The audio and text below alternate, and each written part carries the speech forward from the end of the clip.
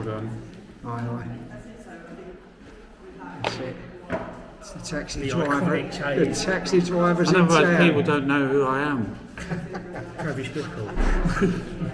I don't think he had sunglasses, though, did he? Only at one point when he was about to try and do the politician Palantine. It's actually not true, look. Oh, is that? Yeah, it's Travis Bickle, isn't it? Yeah. Nice. But he's got glasses, Yeah. it's true. You talking? We just talked about what was in there, right? Some day, these streets, scum. Yeah, I've got some quite generic Okay. questions, Yeah. if that's okay. Firstly, Mark, thanks for doing this. Okay. And it's nice to meet you. What inspired you to become the artist taxi driver? Oh, the artist taxi driver in particular, or just the artist? I think I first discovered you when you was like referred to as like Chunky Mark. Yeah. And that was So- like around the time of the London riots when Yeah. I used to watch your YouTube videos. Yeah. That riots. specific persona. Like, I think it was, so I was in here in the Bethlehem Hospital, and I was in a ward over there, Wickham Park House. It's like, so I was there for like a couple of times, 97, 98. And then I ended up in Thurston House in Clapham, but in this hospital, and then in the next place I went to where I was for about 6 months, right. they had art therapy. Brilliant. So it was one of the first times I started to, even though I'd done some painting and that before, but I really thought, well, they told me to go to uni, so I went straight from the hospital to like Camberwell. Oh, the art college. Yeah, but it's like, I was heroin addict on the streets, and then like they say, oh, if you're an artist, you can do whatever you want to do. So I found that quite inspiring. I was like thinking, wow, that's extraordinary. You tell like heroin addict, and you can frame it, you can contextualize it, and no one can say anything. And there's not a specific definition to what art is. Yeah, exactly. It was quite extraordinary as well. So it was in sort of like late 90s, YBAs had already happened, so it was like just after the YBAs, but they were still in real big prominence. So Tracy Emin and Damien Hirst, and Are they big influences of yours? I suppose they was on everyone that wanted to go to art school, even though like people say, oh, they didn't really like them or they hated them. There was a really big influence on a lot of people that wanted to go to art school. And art school was it was pre-internet, so the internet wasn't even about. So it was like you can do like whatever you want to do. Go to art school, and you can be an artist. There's something about wanting to be somebody. Yeah. So like as a heroin addict, I quite liked being like identified as a mad skaghead from Peckham. It was something that, I'm sure you weren't the only one, right? No, but you wore it, the same as like being a football hooligan. You wore it with a sense of pride, do you know what I mean? And a lot of, We people... always say where we work is that like mad is like the pejorative term, Yeah. but a lot of people from where we come from in London used it as a badge of honour. Like, Yeah, it was called but even if Jimmy Moody or whatever. Yeah, even if you were like in a cell, do you know what I mean? You kind of like revelled in that kind of like, with peers that went to Millwall, for instance, or peers that would be drinking around New Cross to get in trouble with the police, to enact violence. It's your cultural capital. Yeah. It's like what everyone else Yeah, does. if there's like a big fight and like you're in the middle and you go tearing in, it's like badge of honour, isn't it? Yeah. So the same way, I suppose like that notoriety from being an artist, do you know what I mean? It felt like, oh, you could be known, you could be someone. And there's all that. I remember saying to Vivienne Westwood, like as I was interviewing, and I was saying, because everyone wants to be someone. And she said, no. She was very contrary to whatever you said. And she was going, no. You can't want to be like the acorn. He can't want to be an oak. He's got to go out there. Do you know what I mean? He's got to develop. They've got to become, and you can't sit there otherwise you'd just be like, oh, I want to be an oak. That was the line. I want to be an oak. I want to be an oak. And I took that as the line, as being like wanting to be someone. I want to be an oak. You can't just want to be an oak. You know. You've got to have agency and do it. Like, Well, no, because like if you go to the oak tree, there's a fucking billion acorns fall off of it. So you have this big mother tree. So they all want to be oaks. But if you look at a sycamore, have you seen those helicopter things that come off? Yeah. There's like a billion of them. They can't all be sycamore trees. They can't all be oak tree. All the acorns can't be an oak tree. Because when you go to the woods, there's no room left. You know, so when they fall, there's like this kind of like, you know, maybe quite Darwinian, but I think that the woods, like and the trees, they support each other. Anyway, yeah, you know, there can only be one oak tree. There's the mother tree, and maybe one over there. Do you know what I mean? Because you have to fall far from the mother tree. Yeah, that's really interesting. Yeah, because if you go to the woods, everyone thinks, oh, the woods is quite orderly. There's a tree there. The tree. It's not. It's chaos. The woods are chaos. So you see a tree. There's no light above. But you see a tree, and all you see is like saplings everywhere. But the saplings don't grow that much. Do you know what I mean? Animals come and eat them, but like apart from that, there's no light for them to grow up. It doesn't make sense as a system, but it works. Yeah. I was going to ask you, what came first in your mind? Was it the art or the activism, or was it like both? Like? Yeah, so I think quite early on I thought about politicising my work. Yeah. So I did do. I wanted to organise. I believed in collaboration. I wanted to work in collectives, and that was like right from the beginning. You know, growing up playing football, I wanted to be in a team. I always believed in the team. Yeah. So I did an exhibition in Havel Street Park, opposite Southwark Town Hall. My granddad used to take me there when I was little and sit on a park bench with what he called his mates. But they were like all like alcoholic. Enabling one another. But we had an exhibition there, and this police sergeant, Bob, came from Camberwell police station, and like because I had to get public liability insurance, which cost 50 quid. Anyway, we had the exhibition. Everyone put sculptures in the park, but also I had to inform the local police the event was taking place. So Sergeant Bob turns up and he says, oh yeah, this is really good, it's really nice what you're doing and things like that. And he hung around and then he said to me, where's your next exhibition going to be? And I said, in your police station. And he went, I said it jokingly, he said, oh, I'll have to clear it with the borough commander. And I went, fucking right, yeah, really?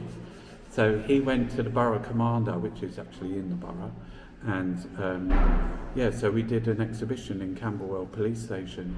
It was one of my first ever. It was my first ever show that went in a newspaper. It was in the Southwark News and South London Press, and it was a working police station at the time. It was 1999. Kat Samoe, she dressed up as a badger, and she was at the front reception. So like, when you came in, the policeman was there. There was a badger sitting next. We took over the cells. We took over the cells as well. They gave us 3 cells. French girl took off all her clothes, gave them to like the thing, and they put them in a bag. There was a Canadian guy, like, what was his name? Anyway, bald-headed guy, and he put sand, a deck chair, pina coladas, and lapping wave music in there, and it was like Charlie Big Potatoes, even when you're in the cell. So anyway, the show was on for 2 weeks, and I was there, and there was like this crew turned up in an SPG van, but they were all in plain clothes, in civvies, and they were getting ready to go and do a ram raid, and we was in the locker room, and there was like a performance artist was ironing, like just ironing. And this squad came in from the back door, and the guy says, what the fucking hell's going on in here then? And the badger came out. There was like, just to increase. I says, oh, we've turned the station into like an art exhibition. it's a fucking art exhibition. This is a staging post for a major operation. And he went, where's fucking Sergeant Bob? So like, that to clear us out because they all had to like get on their like SPGs and get their like ram thing. They were going ram raiding somewhere. Yeah, that was one of my first ones. So that went on. So it was quite an that went in the original news, thing, and I was thinking to myself, oh, that's really interesting. So that's when I started to do interventions with the news media. So Got you. Yeah. Pushing peanuts and rolling and crawling. I remember we both worked at Goldsmiths. It started there, didn't it? And went to Downing Street. The monkey nut. Yeah. Yeah, that's true. Pushing it along. Yeah. Yeah, so Tony Blair was Prime Minister. I wrote a letter to him and Charles Clarke at the time, and it was about like paying tuition fees. So it was the first ever. It was the first ever tuition fees. No, I think the Tories introduced it, but it was nominal, and then they were the first ones. It was £3,000. So I did a protest.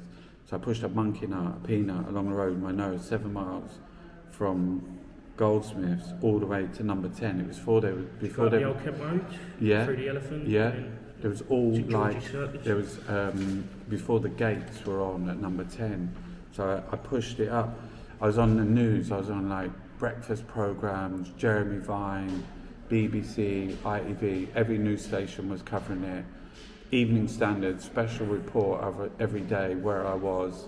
I'd this woman who was from the Standard who just followed me every day, came out, and then like I remember I was arriving at 10 Downing Street. My phone was like electric. It was so hot. There was like everyone from like the biggest shows, Terry Wogan, fucking everyone was like, come on, we're there, do you know what I mean? And the Sky News, and there was like, we're gonna send a van, we're gonna have the satellite thing for your arrival at number 10.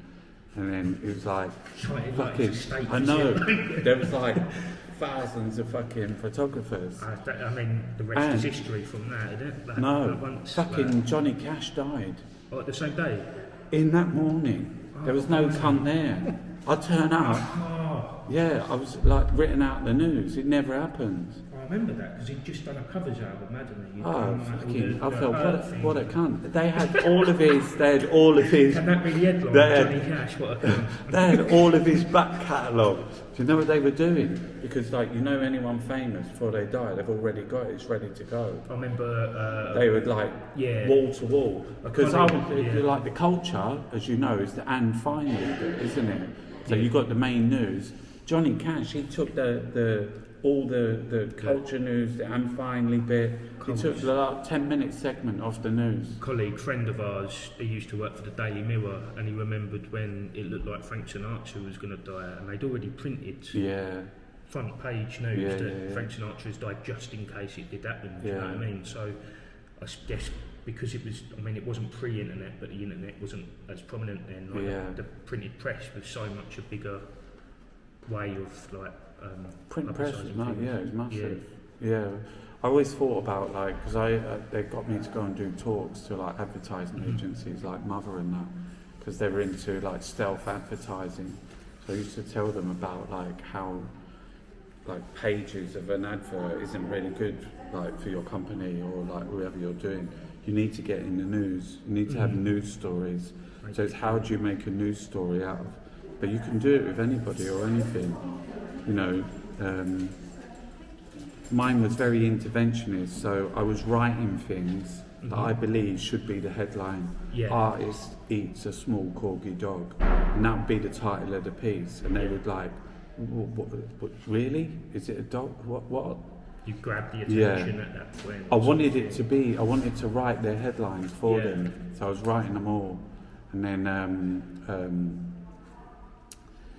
it got so busy that I was getting calls, because you know, like there's forward planning. So forward planning were like, I would give them all the details of things, but what you've also got is you've got producers. So producers like from Sky would call me and say, I'm on this weekend, this Easter weekend, are you doing anything? And I'd be going, I can think of something. Do you know what I mean? So you'd have to think of a performance to do. That's great. And sort of process does that involve? Are you very spontaneous? Yeah, so like running tap, Yeah. I saw it in the, we're in the middle of a drought, and I'm with this guy, and I just turned the tap on. It was a gardening job, so I turned the tap on. The guy said, "What the fucking hell are you doing?" He got really aggressive. I said, "Don't waste water, we're in the middle of a drought." Obviously not. And I was looking at it, and I was thinking, so he walks off, I turn it back on, this time full flow, it's an outside tap, and it's just cascading down. So I just stood back like that, waiting for him to come back. "What are you, a fucking idiot?" And he comes back and he turns the tap on. I phoned Julia Alvarez in the gallery in Camberwell. I said, "Tomorrow morning, can I want to do a project?" He said, "It's called Running Tap. So I'm going to turn the tap on, just in the back." So it's only about the idea, do you know what I mean? It doesn't have to be currently happening as well. She had another exhibition going on. I said, "Don't worry about that, I'll just turn the tap on in the sink in the back." So Julia was a very good supporter, and she said, yeah. So that day, email to every single news people, Guardian, BBC, ITV, everyone was there the next morning, running tap. People were getting really angry, because I said I was going to waste 800,000 litres of water. Next minute, I'm on all the chat show, fucking Nicky, Nick Campbell, yeah. Jeremy Vine at BBC Radio 2. I'm on Jeremy Vine. They get me a taxi. I turn up there. Who's there? The guy from Thames Water. So this is the second day, and Jeremy's phone's going, how are you letting him do that?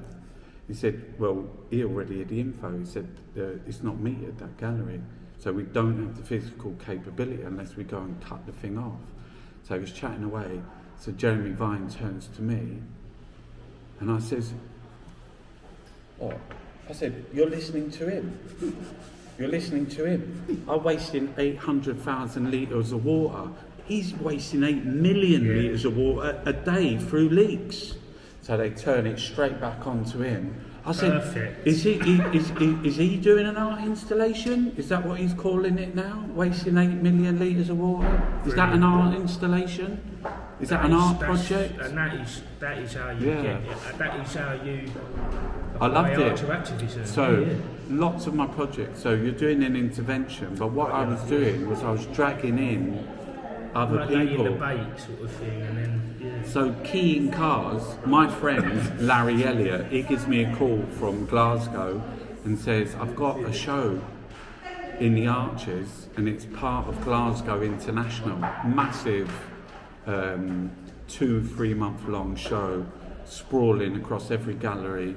It's called Glasgow International, Barbara Kruger, Santiago Sierra," and he says, "I've got 50 quid for 12 artists."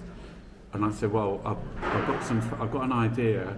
I'll go around keying cars and I'll take photographs." So I release it. I say Artist Keys Cars. That's the name of the project. Part of Glasgow International. And they were like, fucking, straight away, all the media's phoning Glasgow International main office, going, "What?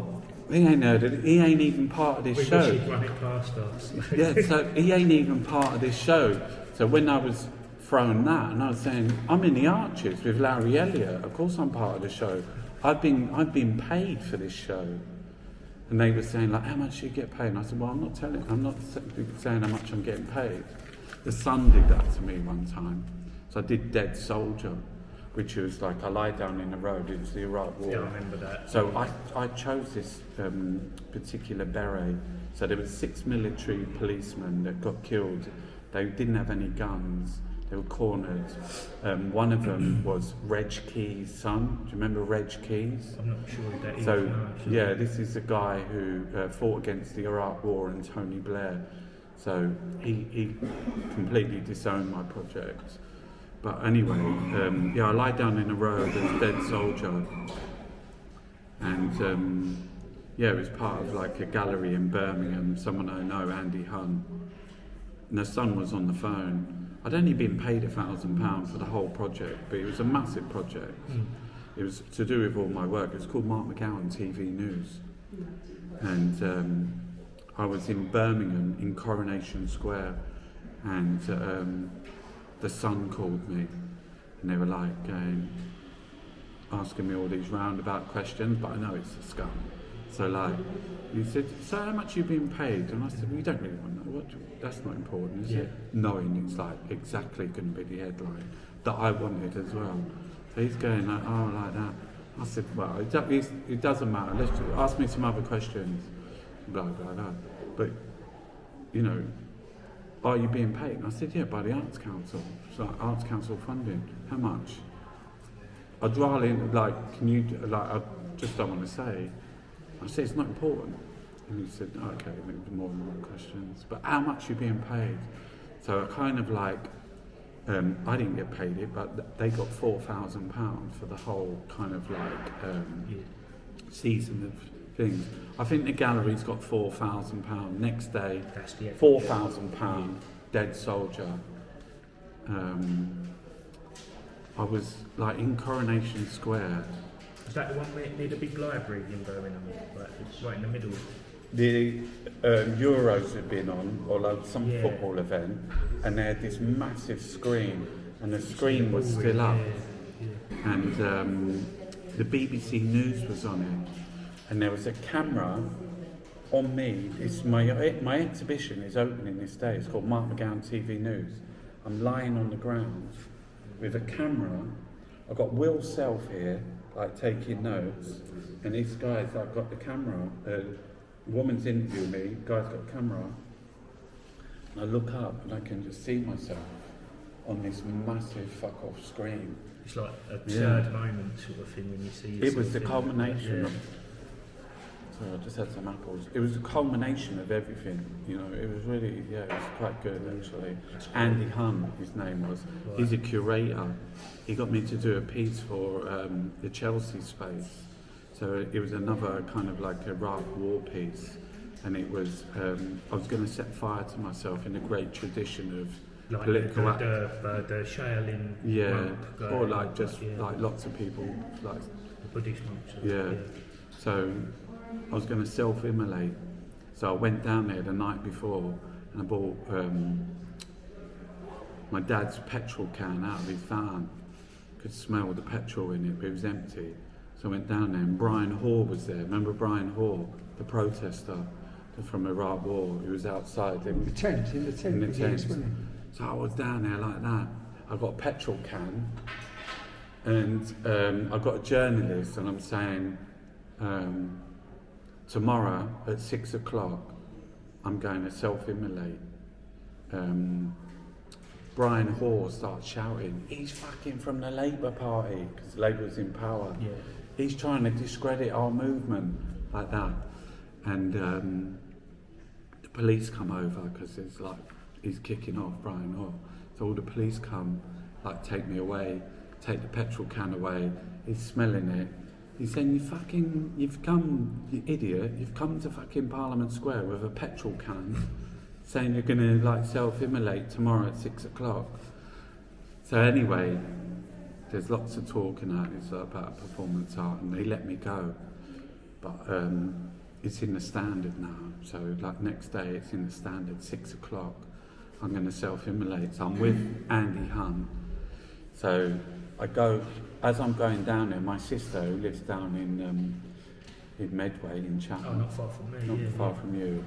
She says, Mark, blah blah's partner, who's a copper at Charing Cross, says your name's on the board, like, and they've got a 72-hour section order out on you. Right. So if you turn up in Parliament Square, what you idiot? My sister's saying, what are you doing? Because they say you're gonna set fire to yourself, and she's like someone's passed at the Standard, and it was amazing. So I says to Andy, come on, let's go down there. So we go down there, and there's like about 4 riot vans. There's police around the square, or like half of them got fire extinguishers in their hands, and there's like a crowd of about 300 people who's come to do the thing. And I remember I was on the radio. It's about 5 o'clock, and the guy on the radio, I think it's LBC or what, it could have been BBC London. So the guy on the radio said, "So you're going to self-immolate today?" They're like, "What?" And I said, "No, I've been practicing. I'm like a stuntman. I'm not going to die." And he said, "What do you mean?" And I said, "Well, I've got an assistant with an extremely long wick." And he said, "With a what?" I said, "It's a really long wick. So it's going to set fire." I've got like a Kevlar padding and all that. I hadn't like fucking any of it, just making it all up. But then when we went down there, Andy went like, "Come on, let's just get out of here because they're going to grab you. You're not going to." But I think you'd achieved what you wanted to. Yeah. It's interesting to me because it's like what you do from the outside, you look to people as very chaotic and very spontaneous, but it's actually a lot more thoughtful and effort. So do you know, like, so I was doing a thing for, do you know the Getty family? Do you know, like, John Paul Getty? Well, Pia Getty, who's married, that was a massive fuck up house. Anyway, she gets 5 artists to do a project. So I decide I get my dad's van, I go to the dump down the Old Kent Road and I fill it with plastic, because I know the guy on the thing, because I used to let me, he's a friend of my dad's actually, the Irish fella. Anyway, so I go in, I fill the van up with rubbish, and I drive the van, but I've already told everyone I'm coming. So they turn up with like, there's a police, like fucking aqua division. They got like a boat, and they got like cameras, and on shore is the Environment Agency and all the police. So I told them, you know, Bermondsey down by like St Peter's Church, just right down on there's a bit of like where you can get down, there's a pub there, like really thin pub. Anyway, I'm there, I turn up in the van, the police come round me, there's a really good video of it online. And like, they're like fucking, if you open that door, you're nicked. If you touch a piece of plastic, you're nicked. To a ball. So, policeman said, "Look, speak to the Environment Agency." The Environment Agency says you're not doing anyone any favours. What you're doing is actually wrong.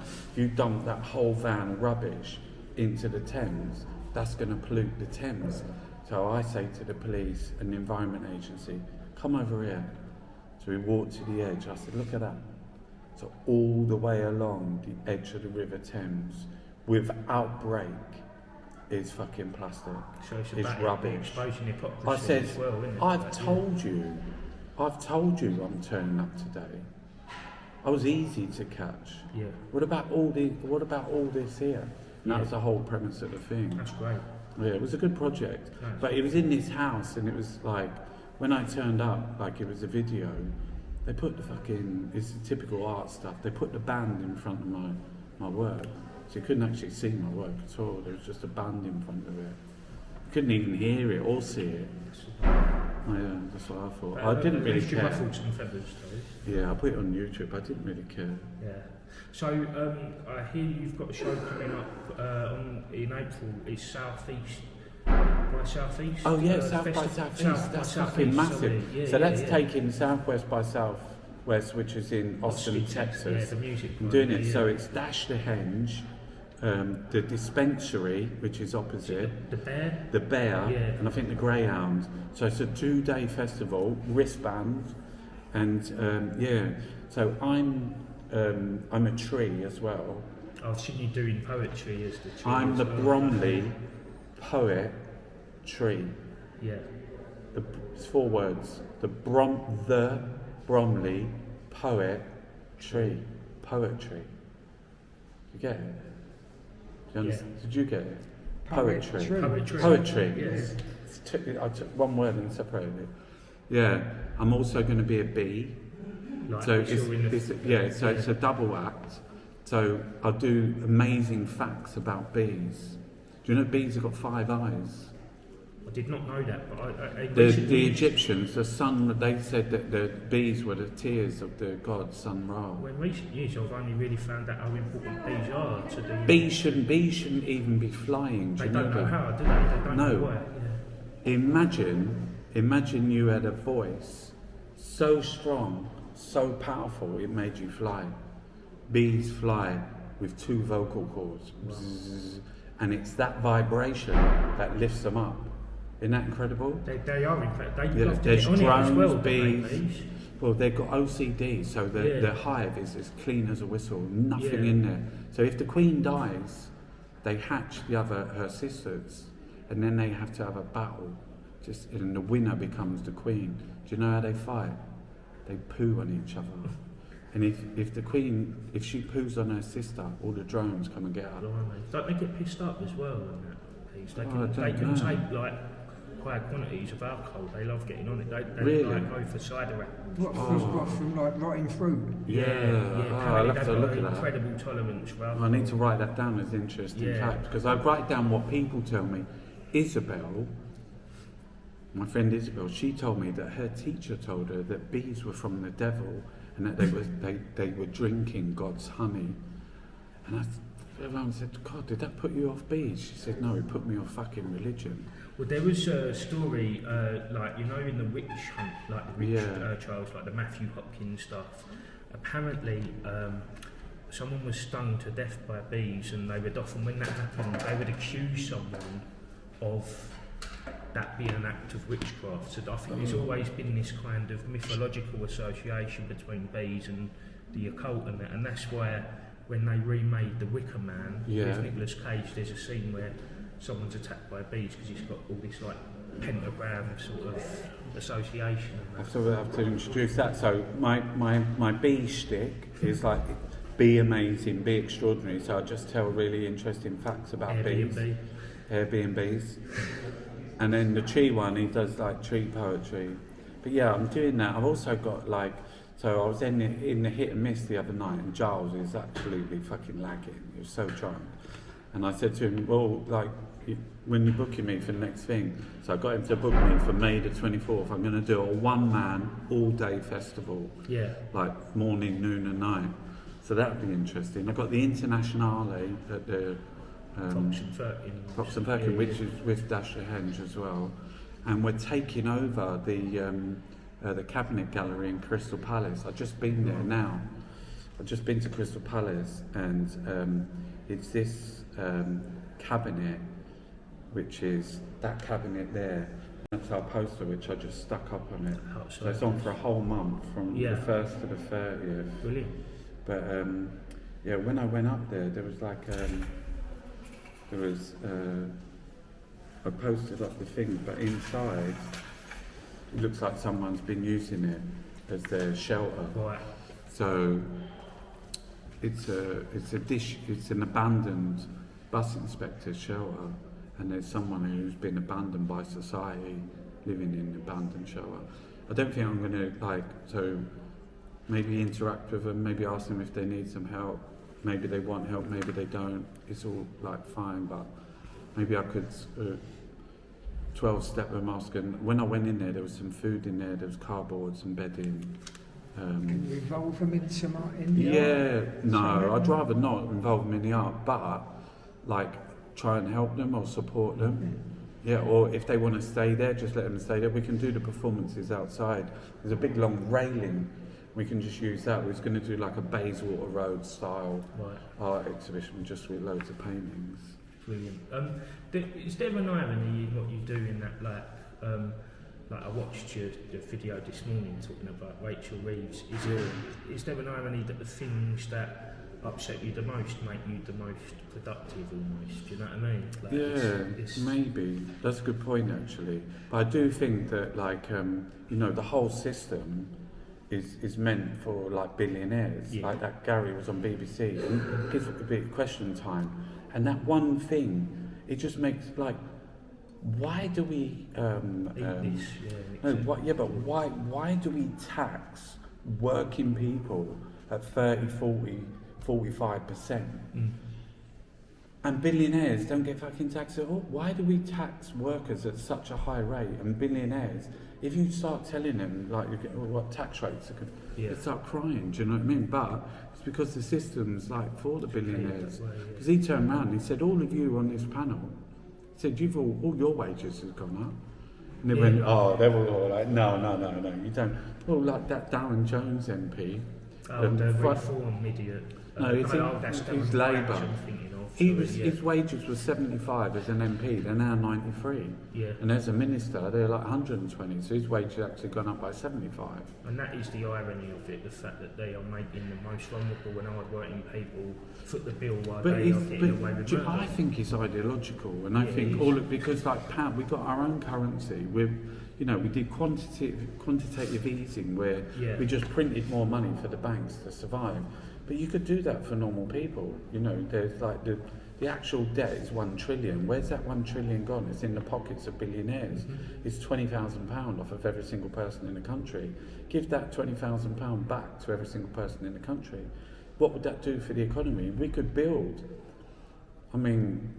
We have a kind of paradise. We could live in a kind of paradise. We've got everything. We've got love, the money, the art, the medical understanding to live in a paradise. But we choose, they choose that people.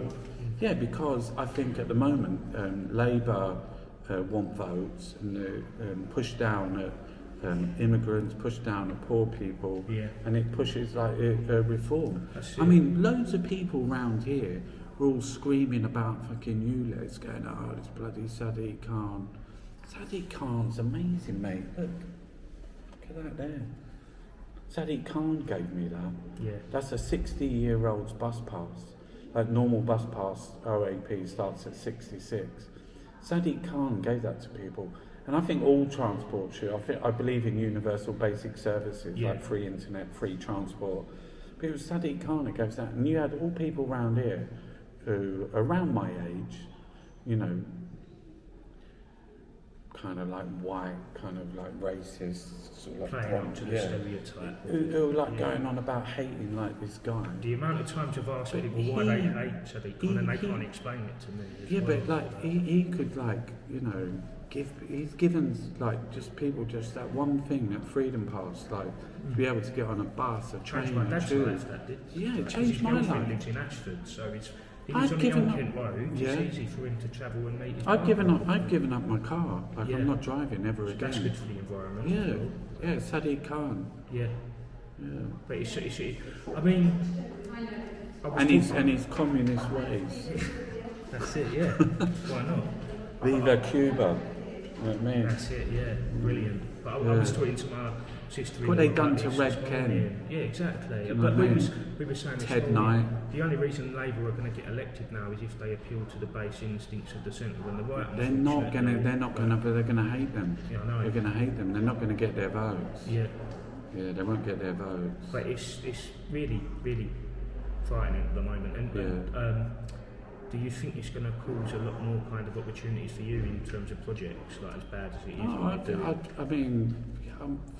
In a good sense. It can't get any worse for people like me. Yeah. Do you know what I mean? I People haven't got any die as a money. result of this. Oh yeah, that's really bad. Yeah. We do. Yeah, like economically, the economy's shit. And I it's on think its arse. For me, it's like I would never vote Tory. I've never voted Tory. Never will. But it's despicable to say, but I feel like I know where I stand with them. I know they're evil. Whereas with Labour, it's like you said earlier, the stuff that Starmer was coming out with, like the video this morning, he told us so many lies. I mean, at least with even Tony Blair, it took us a while to sort out that he was a wrong. But they're so right wing and so like they're kind of neoliberal. I think we should have full communism now. Just like turn the whole place into like a communist state. I think that'd be really good. I mean, people be crying and blubbing, but like you can still play football. Yeah. I think we should like live in a paradise. I don't think there shouldn't be any work at all. Fuck that communism. No work. No one works. I think we should all become hedonists. I think there should be sort of like free alcohol, free drugs. Yeah. Sounds not good. Not that fentanyl shit, but some like hallucinogenics. Yeah. Put some put acid in the tap water, so like everyone gets really like a bit more chilled out off their heads, spaced out. Yeah, no cars. You've got to walk everywhere. People have to walk like 20k a day. Yeah. It's a good manifesto. Play football. Yeah. Ice skating. I think they should build like ice skating rinks in every town and city in the country. Valero. Yeah. Yeah. Or the Internationale. Oh, right, yeah.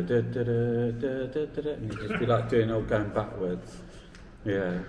Westfields as well. Just get everyone. Just get everyone. If you don't want to ice skate, roller skates. Why not? Yeah. Like discotheque sort of thing. Yeah. So, bring back 1970s. Well, they already have, haven't they? Yeah. 1970s clothing, disco music. Space Hoppers. Yeah. That'd be good. Boney M, Daddy Cool. Yeah. So, are you optimistic in the long term? I'm optimistic that the general public have a really good heart. Yeah. So I got on the bus to Crystal Palace this morning, started chatting with an Irish lady, and we got into part of the conversation, and then we were saying about how she was saying how great Irish people were, and we built this country now, and then she just said, not like the immigrants now.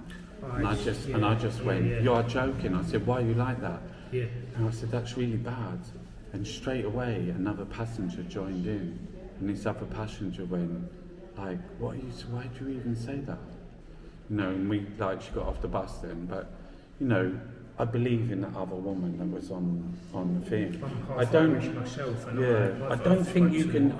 I was saying to a woman, because she got off the bus, I said, you know, I could hear it in her heart, could hear it in her soul. That's good. That I don't think that you can change this woman. You know, if that's how she's going to be, let her how she's going to be. But there's two of us. Mm-hmm. Do you know what I mean? And your little son, son. And I had my bag which said, this shit rots your brain, which is like Daily Mail. Yeah. But it was interesting because it's like, you know, we can overcome things. I think the worry for me is that they groomed people into thinking that way. Like the Irish lady at one point could have been a victim of that same prejudice. Exactly. That's one of the. But I think you know, when you said, "Oh, are you optimistic?" I am. Do you know what I mean? I'm optimistic for, you know, for living in a better world. I mean, there's horror when you see like fucking Gaza and what goes on there, and just like children like dead every single day. We're complicit in that. Do you know what I mean? Because we're sending like spy planes from Cyprus to go and like fly over Gaza. You see an image of a child who'd been killed, and you could tell that he'd actually wet himself because he was that frightened before it had even happened. Extraordinary, like decapitation. It's like a horror. Yeah. You know, like is there any? Can you make art after that? You know, I went to like the Gaza Biennale, which is set up by some people, and they was screening like some art made by people from Gaza who's still in Gaza. And it's extraordinary how resourceful they are, using the clay, the terra to make sculptures, or just like painting, using things, anything to make art. So there's that will, that's that human struggle, that will to survive or to be, you know, to never give up. Or sometimes I think that's why absurdity is good in art, because it takes away the horror of the seriousness of the situation as well. Yeah. What does the future hold for the artist taxi driver? Don't know. Yeah, maybe the Bromley poetry. Yeah, I kind of like. Yeah, I love writing poems. Yeah, and I like the kind of like. I went to this Bad Betty Press, which is a poet's public the last thing, and I read a poem, but I did feel a sense that there was a knowing, and there was like a bit like, you know, they felt that they were.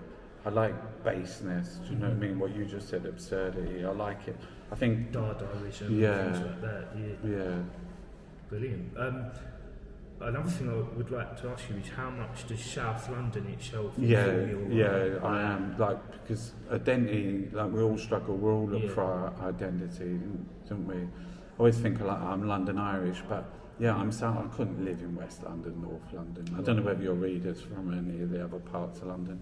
There is only South London, and I think everyone in London knows that. As well. He would agree, but he supports Tottenham. But South London is like, that is the place, isn't it? From, you know, from Camberwell to Peckham. Yeah, Peckham's like the epicentre of the world. Peckham is, you know, it's the epicentre of like the art world, the epicentre of like the music world. The Great British sitcom. Exactly. Two of them actually, Desmond's as well. Oh yeah, that's true. Yeah, I love Peckham, but I love the change in history of Peckham. There was a really good film that came out a couple of years ago called Royal Lane. That was I saw a great that. British film, and it's like we were having a conversation on the way here because like 20 years ago, everyone used to talk about like Shoreditch, Reclaim, but now everyone, and you said everyone's been priced out of there, so now you're seeing this evolution of South London, which has its pros and cons, but it's definitely put South London on the map a lot more, I think, culturally. And I think you've been part of that as well. So. Yeah, God bless Peckham. I play football 3 times a week. I love football. I score loads of goals. Games, I don't really go. Once they I stopped going once they got rid of the old den. Never really went to the new den. Yeah, it's very different. Yeah. I hear that you do a lot of football stuff that's based around recovery as well. Like, was it the man versus? No, that's Way. Yeah. So that's people from like any age group, but it's people who want to lose weight, people who want to get fitter. So you have to have a BMI. I think I need to go. You should come. I'd love to. You should come. Yeah. It's at Bromley. Yeah. Oh, what, Hayes Lane? Yeah. Oh, brilliant. Yeah, you should come. Yeah, Just put your name down. Yeah, Michael came along for a little while, didn't Michael? Yeah, it's really good. It's good. I mean, it's like, there's all abilities there, but you can. Yeah, it's good. Just won the cup, didn't you, or the league? We won the league. Yeah, I was top goal scorer. Really? Yeah, Are you forward?